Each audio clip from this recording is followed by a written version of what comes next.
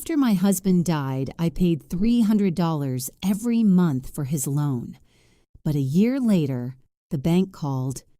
"Ma'am, your husband never had any loan." When I found out where my money had been going— Good day, dear listeners. It's Maria again. I'm glad you're here with me. Please subscribe to my channel and like this video. And also let me know in the comments which city you're listening from. That way I can see how far my story has traveled. My name is Margaret Collins. Most people call me Maggie. I am 52 years old, and for 26 of those years I lived in the same cream-colored house on Elmridge Drive in a quiet suburb of Columbus, Ohio. The maple tree in the front yard, the one Bob planted the spring after our son Danny was born, still turns a deep burning red every October. I used to think that tree was a symbol of something permanent, of roots, of a life built carefully, year by year, with steady hands and patient love. Bob Collins was a good man. I want to say that first, before anything else, because everything that came after could make you doubt it, and I don't think he deserves that doubt. He ran a small hardware store on Granger Avenue that his father had opened in 1971. He coached Danny's Little League team for 4 seasons, even though he had a bad knee. He remembered every anniversary, every birthday, every quiet Tuesday, when I needed flowers for no reason at all. He was not perfect. No one is. But he was mine, and I was his. And for 26 years, that felt like enough. He died on a Wednesday morning in March. A massive heart attack, the doctor said. He was 55 years old, standing in the back room of his store, checking an inventory list. By the time the ambulance arrived, there was nothing left to do. Our daughter Sarah called me from her office in Cincinnati, and I remember sitting down on the kitchen floor because my legs simply stopped working. The maple tree outside was just beginning to bud. I stared at it through the window for a very long time. The months after Bob's death are a blur in my memory. A gray, shapeless stretch of casseroles brought by neighbors, paperwork, condolence cards, the particular cruelty of finding his reading glasses on the nightstand. I kept working through the estate, the store, the accounts, the insurance. I am a part-time bookkeeper by trade, so numbers have never frightened me. But grief has a way of narrowing your focus. You handle the urgent things. You let the rest wait. Bob's sister, Carol, reached out about 3 weeks after the funeral. Carol Henderson.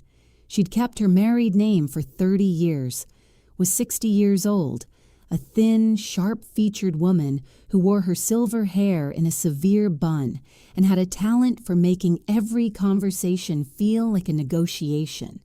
Her husband, Mike Henderson, worked in commercial real estate and had the handshake of a man who wanted you to know he was important. Bob had been fond of Carol in the way people are fond of difficult relatives, dutifully, carefully, with clear eyes about who she was. Carol came to the house on a Saturday afternoon. She brought a lemon cake and sat at my kitchen table with her hands folded and her voice soft with what I read then as sorrow.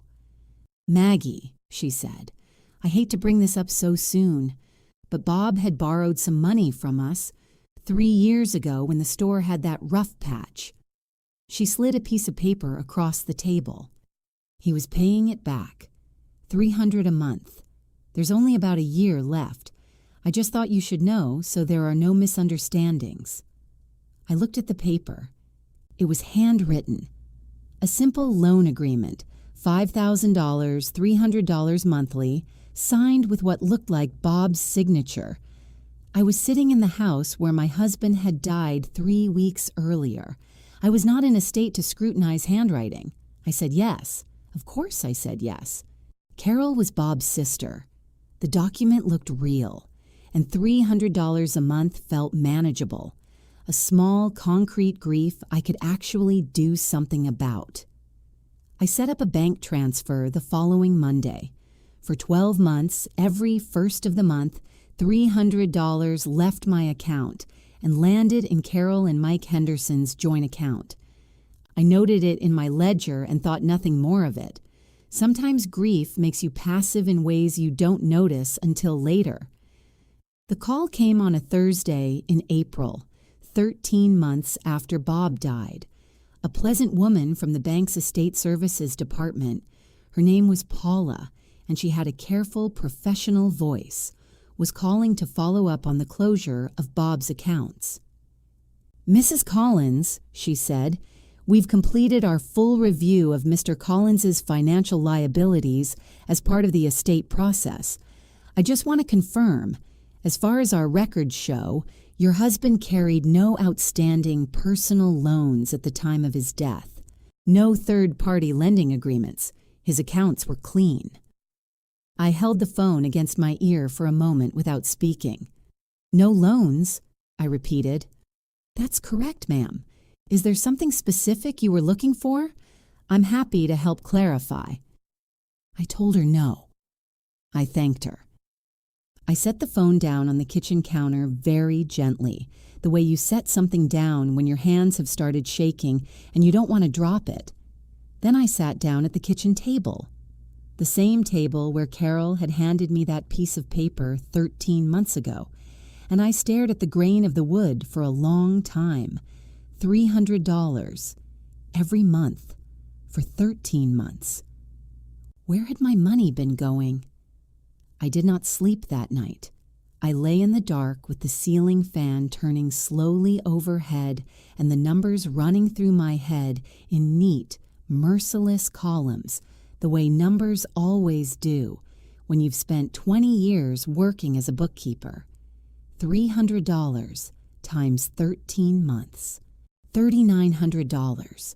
I had paid Carol and Mike Henderson $3,900 out of my widow's budget, out of the money I was carefully managing while I figured out what my life looked like now that Bob was gone.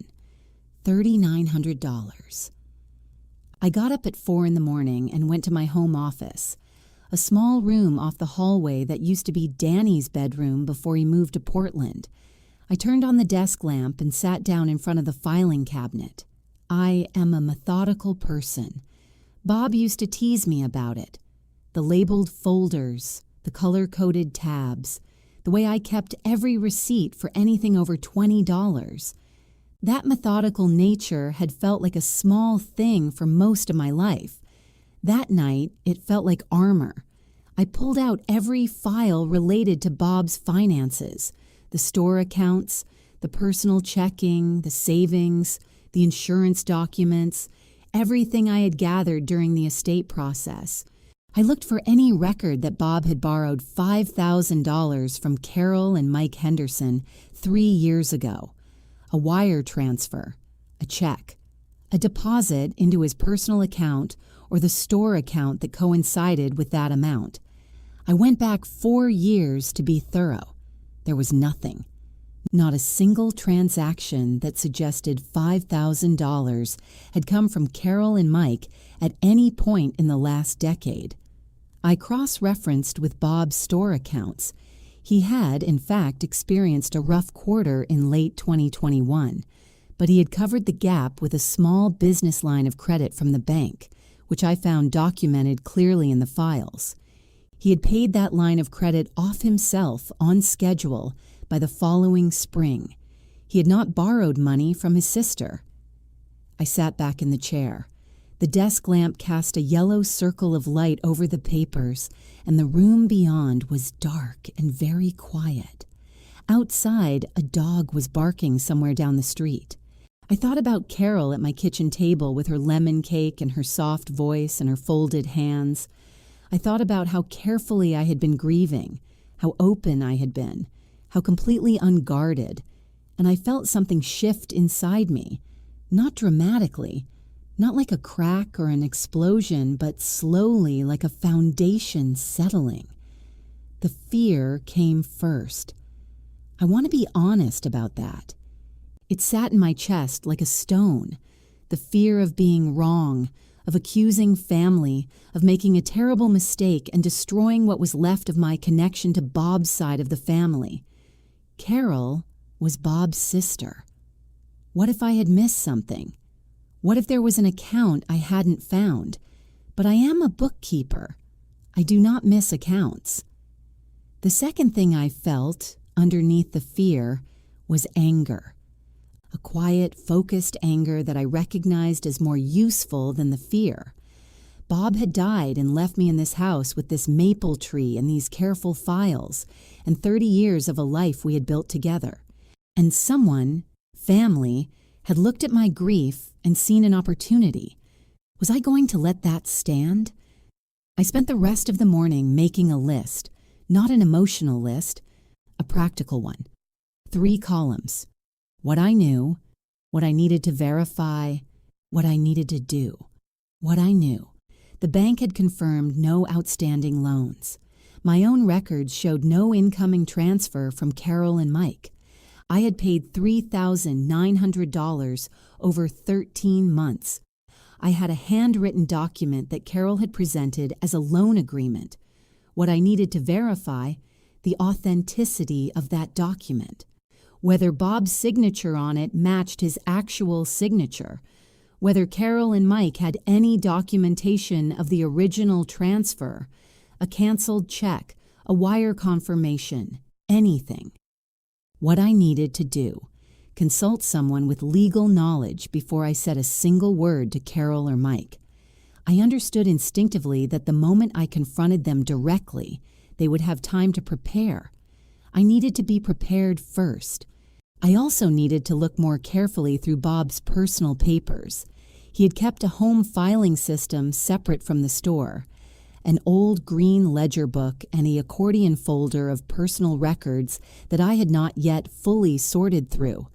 In the weeks after his death, I had taken the documents I needed for the estate and set the rest aside for later. Later had apparently arrived. I found the accordion folder in the closet of my home office behind a box of holiday cards.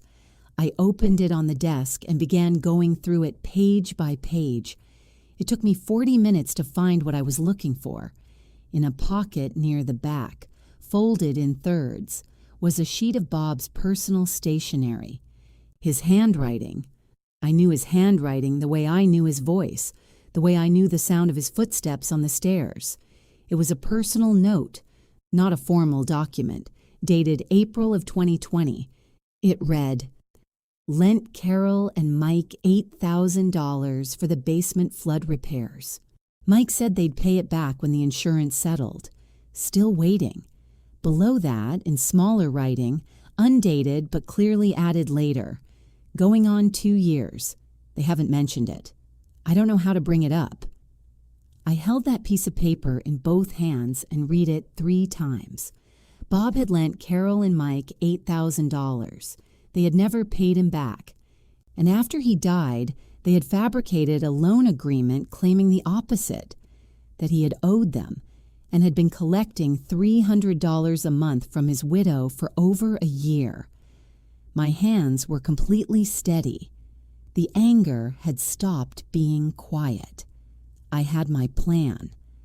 The law office of Patricia Walsh was on the 4th floor of a building on High Street, downtown Columbus. I had found her name through a referral from my friend Diane, who had used her during her own divorce 3 years ago. "She's the kind of woman who doesn't waste words," Diane had told me. That was exactly what I needed. Patricia Walsh was in her mid-50s, with short gray hair and reading glasses that she wore on a chain. She had the calm, organized manner of someone who had heard every possible variety of human betrayal and had long since stopped being surprised by any of them. Her office smelled like coffee and old paper. I sat across from her desk on a Tuesday morning and laid out everything I had: the bank statement, my own financial records, the handwritten loan agreement Carol had given me, and Bob's personal note from the accordion folder. She read through everything without speaking. Then she set the papers down and looked at me over her glasses. "Tell me about the signature on this loan agreement," she said. "It doesn't look right," I said. Bob's handwriting had a very specific way of forming the capital CE. He always looped it at the bottom. The C in Collins on that document doesn't loop. I've been looking at his signature for 26 years. Patricia nodded slowly. That observation alone isn't proof of forgery, but it's the beginning of an argument. She tapped Bob's personal note. This, however, is potentially significant. It establishes a prior financial relationship in which your husband was the creditor, not the debtor. Combined with the absence of any transfer record and the bank's confirmation of no outstanding loans, you have a circumstantial case, possibly more. What would make it more? I asked. Document analysis of the signature and Carol Henderson's own records, specifically any proof she has of the alleged original transfer. If she cannot produce a canceled check or a wire confirmation showing $5,000 left her account and entered Bob's, that's a serious problem for her story. Patricia paused. Mrs. Collins, I have to ask you directly. Are you prepared for what this may become? If there's forgery involved, this isn't just a civil dispute. It could become a criminal matter. I thought about Carol at my kitchen table with the lemon cake. Yes, I said, I'm prepared. We agreed on a plan. Patricia would send a formal letter to Carol and Mike, not accusatory, not aggressive, simply requesting documentation of the original loan transfer as part of a routine review of Bob's estate. A legitimate, reasonable request that no innocent party would have reason to refuse. It would tell us everything we needed to know by how they responded. What I didn't anticipate was how quickly Carol would sense that something had changed. The letter went out on Thursday. By Saturday morning, I had a text from Carol that read, Maggie, are you having someone look through Bob's financial records? I just want to understand if there's an issue I should know about. The message had the particular, careful tone of someone trying to sound unconcerned while absolutely being concerned. I did not respond. Patricia had advised me to route all communication through her office for the time being. I set the phone face down on the counter and went back to sorting through the rest of Bob's accordion folder. That was when I found the second document. It was tucked behind a folder of old tax returns, a photocopy of a check dated June 2020, Bob's check, drawn on his personal account, made out to Carol and Michael Henderson. The amount was $8,000. In the memo line, Bob had written, basement flood repairs, to be repaid. I sat on the floor of my office and held the photocopy in both hands. Bob had kept a copy of the check. Of course he had. He was married to a bookkeeper for 26 years, some habits transfer. He had kept the copy and written the note and put them both in the back of an accordion folder because he didn't know how to bring up the repayment without making things awkward at Christmas. And Carol had known that check existed. She had known that Bob had documentation. She had waited until he was dead, until the only person who could contradict her story was gone. And then she had walked into my kitchen with a lemon cake and a forged piece of paper. The floor was cold. Outside, a car passed slowly on the street. I thought about the 13 months of $300 transfers. I thought about Bob writing, still waiting in small handwriting on a piece of personal stationery, and then putting it away because he didn't want to cause trouble. I photographed the check copy with my phone and emailed it to Patricia Walsh within the hour. Her reply came back in 15 minutes. This changes the picture considerably. We are no longer dealing with a disputed debt. We are dealing with fraud. Patricia filed the formal complaint with the Franklin County Prosecutor's Office on a Friday afternoon in late May. She also filed a civil suit on my behalf. Fraud, unjust enrichment, and breach of fiduciary duty, given the family relationship. The complaint was accompanied by the bank's written confirmation of no outstanding loans, my complete transfer records showing $3,900 paid to Carol and Mike, Bob's personal note documenting the $8,000 loan he had made to them, and the photocopy of the original check. Patricia had also engaged a forensic document examiner, a retired FBI analyst named Dr. Stephen Marsh, to evaluate the signature on Carol's loan agreement. His preliminary assessment came back within 10 days. The signature showed significant inconsistencies with exemplars of Robert Collins' known signature. His full report would take another 3 weeks, but the preliminary finding was enough. I remember the morning the complaint was filed. I drove downtown with Patricia, sat in a chair outside an office that smelled like industrial carpet cleaner, and signed my name to the relevant documents. My hand was steady. My heart was steady. I thought, Bob kept that check copy. He kept it because somewhere, underneath his desire to keep the peace, he knew. That thought steadied me more than anything else. Carol found out by the following Tuesday. I don't know exactly how, whether she was served formally or whether she heard through some channel I wasn't aware of. What I know is that she appeared on my doorstep at 7:15 on a Tuesday evening, and she was not carrying a lemon cake. I saw her through the window before I opened the door. She was standing with her arms crossed, and Mike was behind her, and the set of her shoulders told me everything about what kind of conversation this was going to be. I opened the door and stood in the doorway without inviting them in. Maggie. Carol's voice had lost its careful softness. It was sharp now, stripped down to its actual texture. Do you have any idea what you've done? You filed a legal complaint against your husband's family. Bob would be horrified. Come inside if you want to talk, I said, but I should tell you that anything you say may need to be shared with my attorney. Mike stepped forward. He was a broad man, and he used his size the way some people do, as a conversational tool. This is insane, Maggie. We are family. Bob borrowed that money. We have documentation. Your documentation doesn't include a bank record of the transfer, I said. You had $5,000 leave your account and arrive in Bob's. Where's that record? We paid him in cash, Mike said. I looked at him for a moment. Cash, I repeated. People do that in family situations, Carol said quickly. It was informal. We trusted each other. And yet you had him sign a formal agreement, I said. There was a pause. It was the kind of pause that told me they had not thought that particular sequence through carefully enough.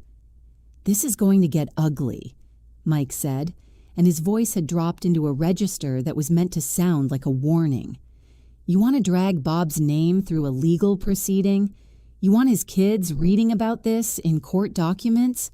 Think about what you're doing to this family. I felt something cold move through me. Not fear, or not only fear. It was the recognition of a threat being delivered by someone who believed it would work. They were counting on my grief, my loyalty to Bob's memory, my desire to protect my children from unpleasantness.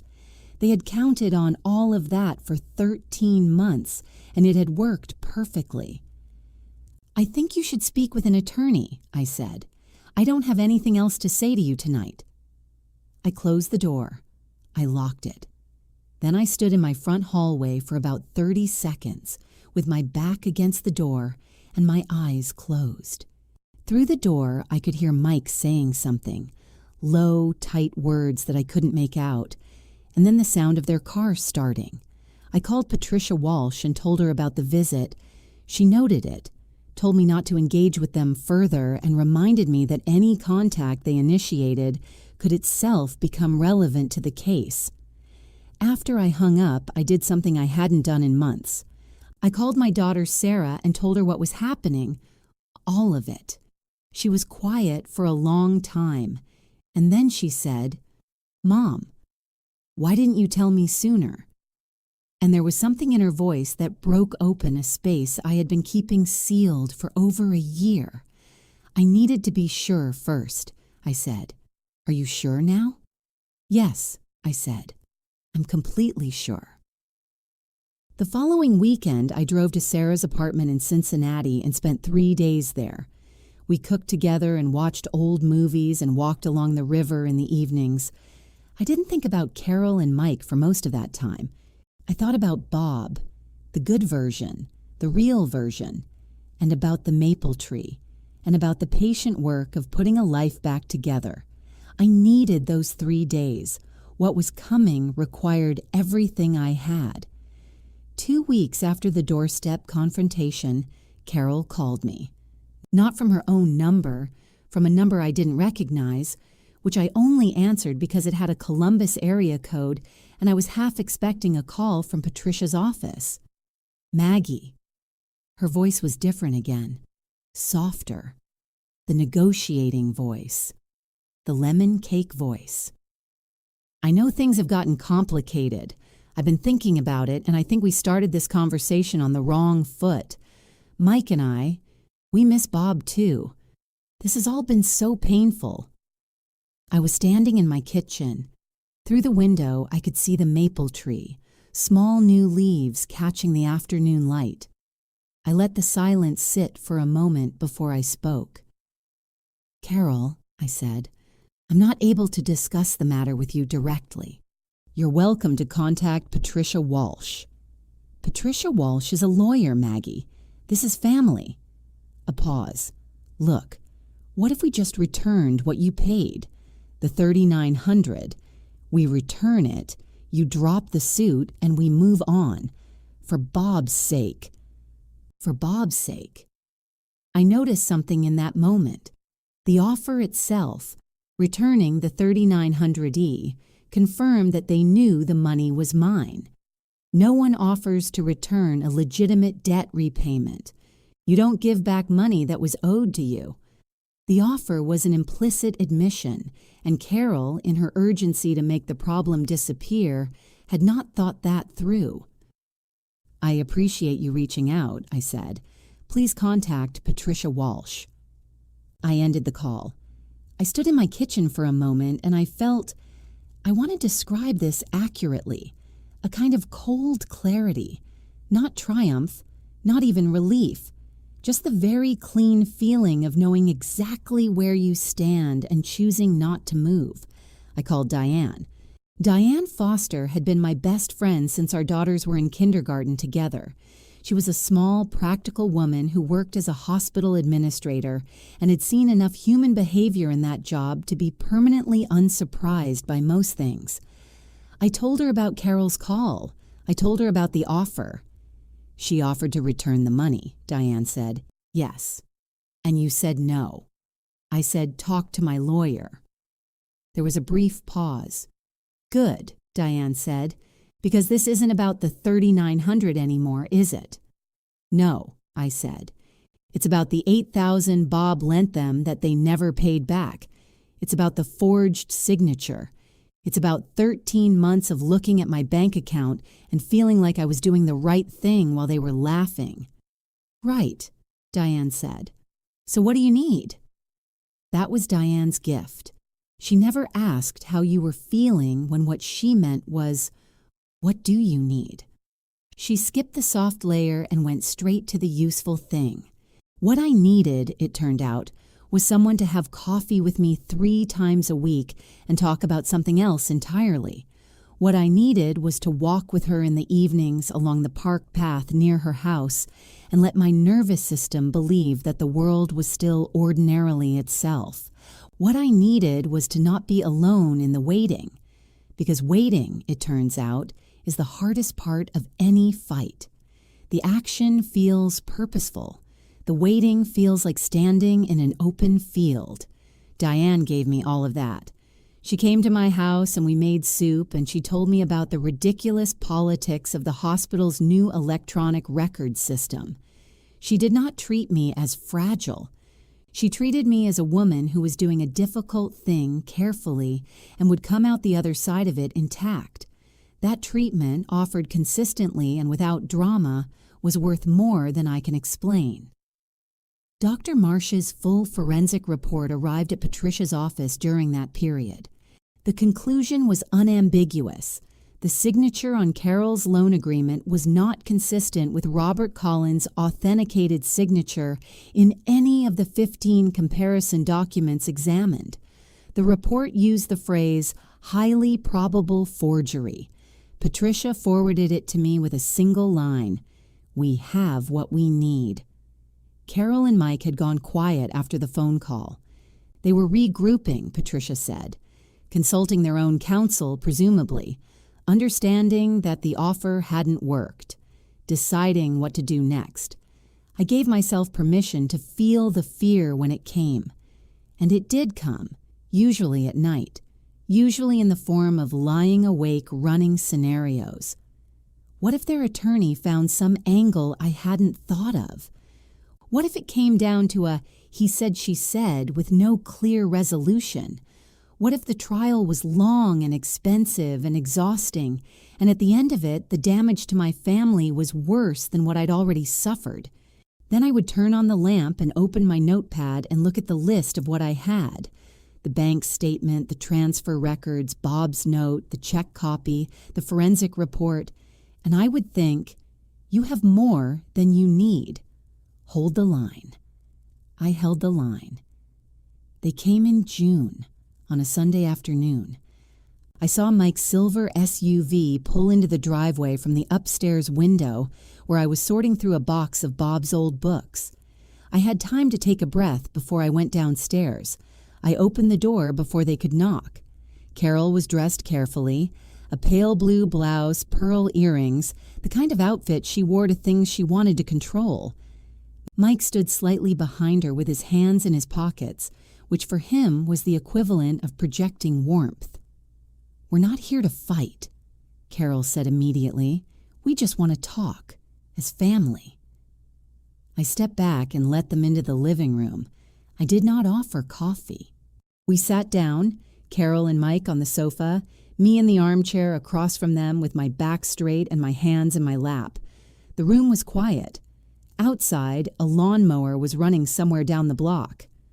"Maggie," Carol started, her voice low and careful. "I know things have gotten out of hand. Lawyers, documents. This isn't what any of us wanted. Bob would be heartbroken." "You've mentioned Bob's feelings before," I said. "I'd like to hear about yours." She blinked, slightly thrown by the directness. "My feelings are that this family is being torn apart over a misunderstanding. Bob was forgetful sometimes. Maybe the records got confused. Maybe he just didn't note things down properly. You know how he could be." "Bob kept meticulous records," I said. "I was his bookkeeper for 20 years. Mike shifted on the sofa. "Look, Maggie, let's be practical here. You have a legal case that's going to cost you thousands in attorney fees, drag on for a year or more, and put everything about your family in a public court record. Danny and Sarah are going to read depositions. Is that what you want for them?" Danny and Sarah.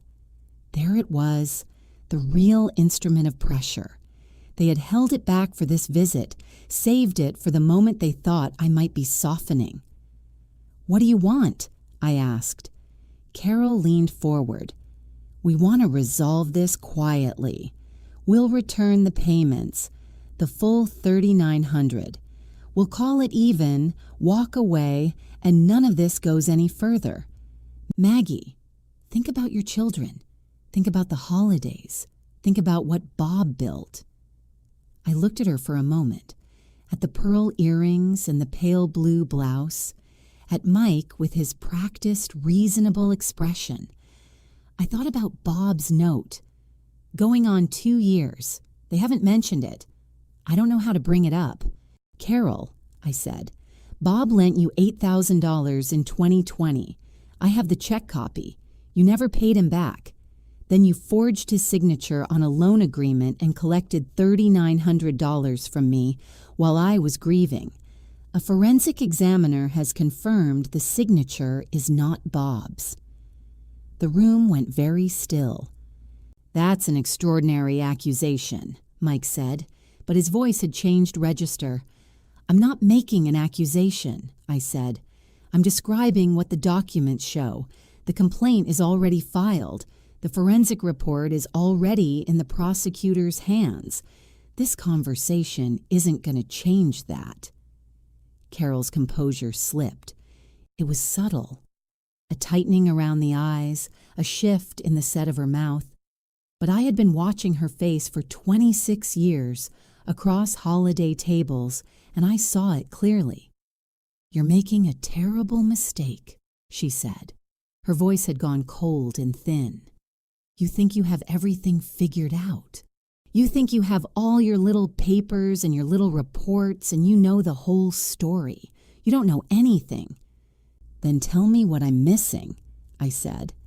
She didn't answer. Mike stood up first and Carol followed, and the shift in the room was immediate and absolute.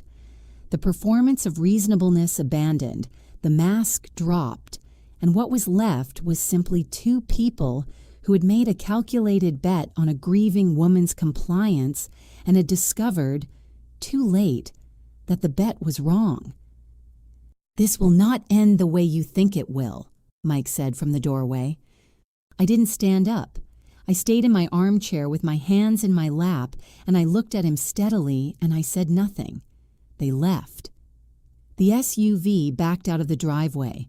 The lawnmower was still running down the street, the most ordinary sound in the world. I sat in the living room for a few minutes after they were gone. My heart was beating hard. That is the thing no one tells you about confrontation. Even when you're prepared, even when you're right, even when you've done everything correctly, your body still behaves as though you are in danger. The fear was real. My hands were cold, but I noticed something underneath the fear. It was not shaking me loose from my purpose. It was doing the opposite. Every threat Mike had delivered, every manipulation Carol had attempted, every time they had invoked Bob's name to try to make me stand down, each of those things had added weight to what I was doing, not subtracted from it. I picked up my phone and called Patricia Walsh. "They came to the house," I said. "What did they say?" I told her everything. She listened without interrupting. "Good," she said when I was finished. "That visit may be useful. Documenting contact after legal proceedings have been initiated has its own implications. Write everything down tonight. Times, exact words, who stood where." I spent that evening writing 3 pages of notes, and then I made tea and sat under the lamp and read a novel for an hour, because I had learned by then that the work is one thing and the self is another, and you have to tend to both. The hearing was held on a Thursday in September in a courtroom on the 3rd floor of the Franklin County Courthouse. It was not a full trial. This was a civil hearing with the criminal referral proceeding in parallel, and the purpose of this session was to review the evidence and determine whether the case warranted further civil judgment. Patricia had prepared meticulously. I had been over every document so many times that the pages had started to feel like furniture, familiar and unremarkable. I wore a gray dress and low heels, and I sat at the plaintiff's table with my hands folded and my face composed. Sarah had driven up from Cincinnati the night before and was sitting in the gallery behind me. She had offered to hold my hand that morning, and I had held it for about 10 seconds in the parking lot and then let go, because I needed to walk into that building as myself, not as someone being steadied. Carol and Mike were at the defendant's table with their attorney, a man named Gerald Fitch, who had the look of someone who charged a great deal per hour and was not entirely comfortable with the strength of his client's position. He had made several pre-trial motions to exclude the forensic report, all of which had been denied. Patricia presented the case in her characteristic way, methodically, without drama, letting the documents do the weight of the work. The bank statement, the transfer records, Bob's personal note, authenticated and dated, the check copy, the forensic report from Dr. Marsh. Gerald Fitch's strategy, it emerged, was to argue that the loan agreement was genuine, that Bob had simply been informal about the transaction, and that Maggie's interpretation of Bob's personal note was subjective. He put Carol on the stand. Carol was composed. I'll give her that. She had prepared. She spoke in the soft, careful voice, described the loan as a private family matter, said she and Mike had given Bob cash, said the note in the accordion folder was simply Bob's habit of writing reminders to himself, and didn't mean what I thought it meant. Then Patricia stood up. The first question she asked was quiet and simple. "Mrs. Henderson, you testified that you gave your brother $5,000 in cash in the fall of 2021. Can you tell us where that cash came from?"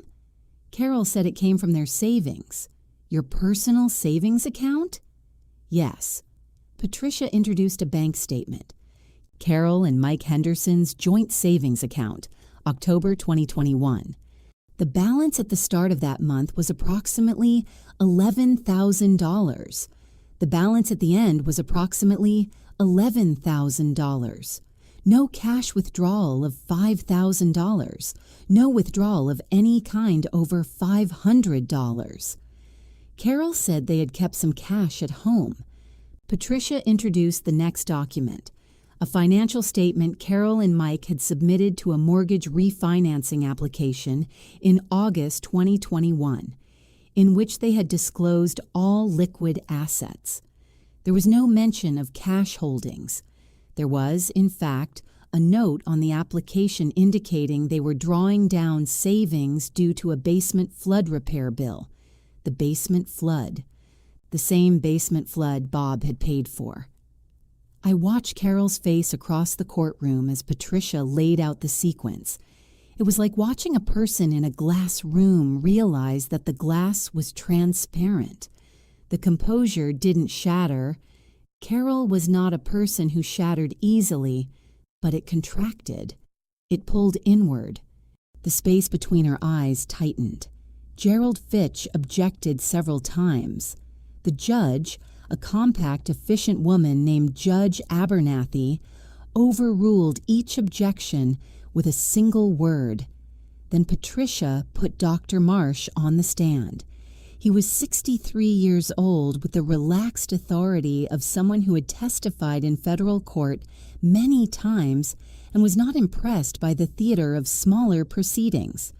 He walked through his methodology, the 15 comparison documents, the specific letter formations he had analyzed, the inconsistencies he had found. He used a screen at the front of the courtroom to show the comparisons side by side. The courtroom was very quiet. Gerald Fitch cross-examined him for 35 minutes and succeeded in establishing only that document analysis is not a perfect science, which Dr. Marsh agreed with cheerfully and then spent 5 minutes explaining why his conclusion remained unchanged. I kept my eyes on my own hands during most of the testimony. I had heard all of this. I did not need to watch it unfold. What I was aware of at the edge of my attention was Mike at the defendant's table. He had started the morning with the posture of a man who believed he was going to win. By early afternoon, the posture had changed. He was sitting with his elbows on the table and his hands over his mouth. At one point, he leaned over and said something quietly to Gerald Fitch, and Fitch shook his head slightly. The final piece of testimony was mine. Patricia walked me through everything: my marriage, Bob's death, Carol's visit to my kitchen, the transfer setup, the bank call, the search through Bob's papers. I kept my voice level and my account precise. I did not editorialize. I did not cry, though I came close once, when I described finding Bob's note in the accordion folder, the part where he wrote, "I don't know how to bring it up." That was the part that still got me, not the fraud. The fact that Bob had been carrying this small, private frustration in silence because he loved the peace of the family more than he needed to be repaid. When Carol took the stand again for redirect, something had changed in her. The careful composure had developed visible fault lines. She answered questions a beat too slowly. She repeated herself once and had to be redirected by her own attorney. When Patricia asked her directly, "Mrs. Henderson, did you forge your brother's signature on this document?" Carol said absolutely not, in a voice that was just slightly too loud for a courtroom. Judge Abernathy made a note. Judge Abernathy delivered her ruling 3 weeks after the hearing in a written decision that Patricia sent to me as a PDF. I read it at my kitchen table on a quiet Tuesday morning in October, with a cup of coffee and the maple tree blazing red outside the window. The ruling was 12 pages. I read every word. The judge found in my favor on all civil counts. Fraud was established. Unjust enrichment was established. The loan agreement was found to be invalid. The judge did not use the word forged in the civil ruling, deferring to the ongoing criminal matter, but she noted that the document could not be relied upon as an authentic instrument and gave it no legal weight. The forensic evidence was cited. The bank records were cited. Bob's personal note and the check copy were cited. The civil judgment was as follows. Carol and Mike Henderson were ordered to return the $3,900 I had paid in fraudulent loan repayments. They were ordered to pay the outstanding $8,000 that they had owed Bob, and which now formed part of his estate and, by inheritance, came to me. They were ordered to pay my legal fees, which by that point amounted to just over $12,000, and they were assessed punitive damages of $10,000 in recognition of the deliberate and premeditated nature of the fraud and the particular circumstances. A widow, grieving, exploited by a family member. Total, $33,900. Patricia called me 20 minutes after she sent the PDF. "How are you feeling?" she asked. "Quiet," I said, and it was true. I felt very quiet. The criminal matter proceeded separately. The prosecutor's office had been building its case in parallel, using the civil proceedings evidence as a foundation. In November, 2 months after the civil ruling, Carol and Mike Henderson were charged with 1 count each of fraud and 1 count of forgery.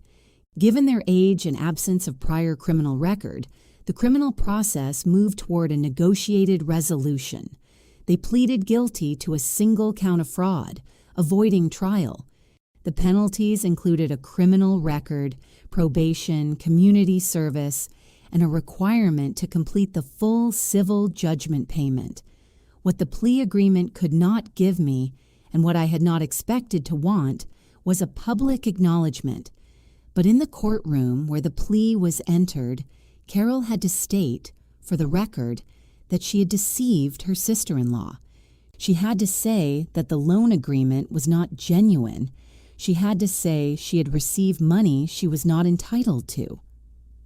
I sat in the gallery with Sarah on one side and Diane on the other. Carol did not look at me when she made her statement.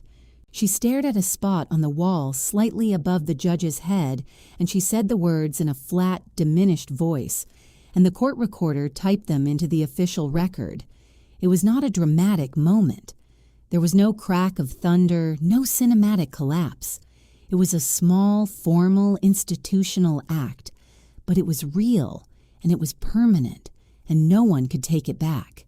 After the plea was entered and the courtroom began to empty, Sarah slid her arm through mine. "Are you okay, Mom?"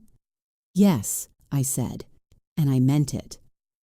We walked out of the courthouse into a November afternoon, gray sky, bare trees, the smell of cold air. Diane was on my other side and she said, "I think someone owes you a very good lunch."